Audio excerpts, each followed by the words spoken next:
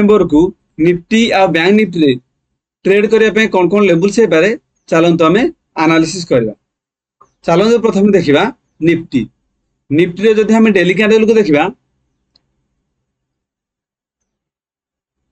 4 September रे जो भाया गोटे रेड कैंडल होता तो ये रेड कैंडल देखिकी क्लीयर कट जना पड़ता कि मार्केट ये बहुत तल को जीवार पॉसिबिलिटी अच्छी किंतु market gap up continuously gap up खोली खोली खोली खोली पूरा से पुणी से जो रेड आसला ऑलरेडी कवर करी ऊपर जाई क्लोज देछि।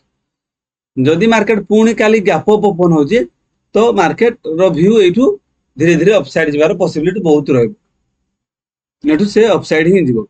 हमरो आजि पे एनालिसिस थिला कि जो भला रेड डोजी कैंडल हेजी जदि मार्केट फ्लैट ओपन होबो किबा गैप डाउन ओपन होबो गैप डाउन ओपन हेगी फर्स्ट कैंडल रेड हेबा दरकार फ्लैट ओपन हो किबा गैप डाउन ओपन हो दीटा केस रे ओपन हैला परे फर्स्ट कैंडल जदि रेड हे थांदा ताहले मार्केट एठू धीरे धीरे डाउन साइड को आस्तांता किंतु फ्लैट ओपन हेगी मार्केट कोन कला फर्स्ट कैंडल हमरो ग्रीन ही हे गला 5 मिनट कैंडल गोटे स्ट्रांग ग्रीन हे गला तापर मार्केट धीरे धीरे अपसाइड गला आम जोटा कि हमर प्लान जहा थिला डाउन पाए ताहा हमर फुलफिल हेलानी सेत पे हम व्यू अपसाइड थिला आ हमर प्लान थिला कि जदि हम 15 मिनट टाइम फ्रेम देखिबा ताले जदि ग्रीन कैंडल होची ताले हम ट्रेड को इग्नोर करबा तो आदि ट्रेड इग्नोर करबाटा ही बेटर थिला कारण प्राय ना अपसाइड जाई ना डाउन साइड मार्केट गोटे रेंज भितरे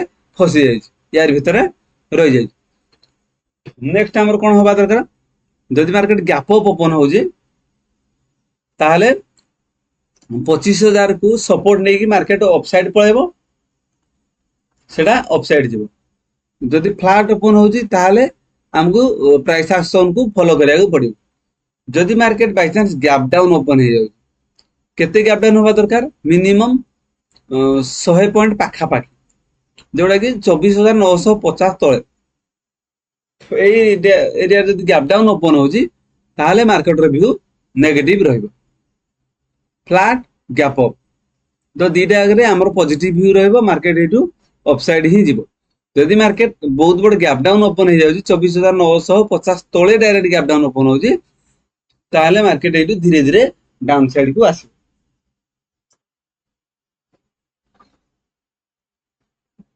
चलो देखबा बैंक निफ्टी रो जदि हम डेली कैंडल को देखिबा हमर प्लान थिले कि जदि मार्केट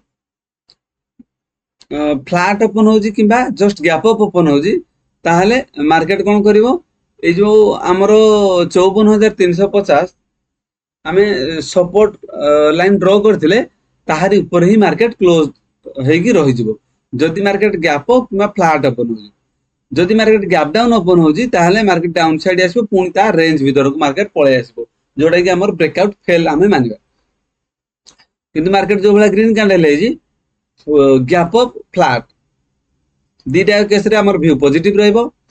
जदि मार्केट बहुत बड़ गैप डाउन ओपन होजी ए जो हमर आज ग्रीन कैंडल है जी से ग्रीन कैंडल रो मिनिमम 50% तळे डायरेक्ट जदि ओपन होजी ताहले हमर व्यू नेगेटिव रहइबो आ हमें एटू डाउन साइड ट्रेड ही करबा।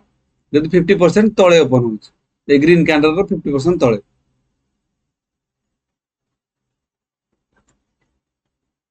एई भली निफ्टी आ बैंक निफ्टी चलन देखिबा 15 मिनट टाइम फ्रेम रे हम पई कोन कोन लेवल्स हेई पारे। जदि हम 15 मिनट टाइम फ्रेम रे देखिबा मार्केट तळु गुटे ट्रेन लाइन एमती हमर जाईछ जदि मार्केट गैप अप ओपन होजी किबा ट्रेन लाइन ऊपर ओपन होजी तो हमर व्यू पॉजिटिव ही रहइबो।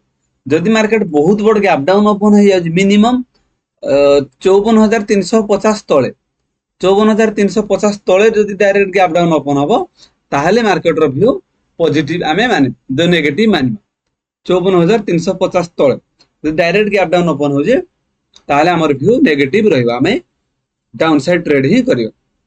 फ्लैट किबा गैप अप दीटा केस रे हमर व्यू पॉजिटिव रहइबो। एई भली निफ्टी आ बैंक निफ्टी रे ट्रेडिंग लेवल्स पे वीडियो को लाइक एवं चैनल को सब्सक्राइब करंतु। Thank you.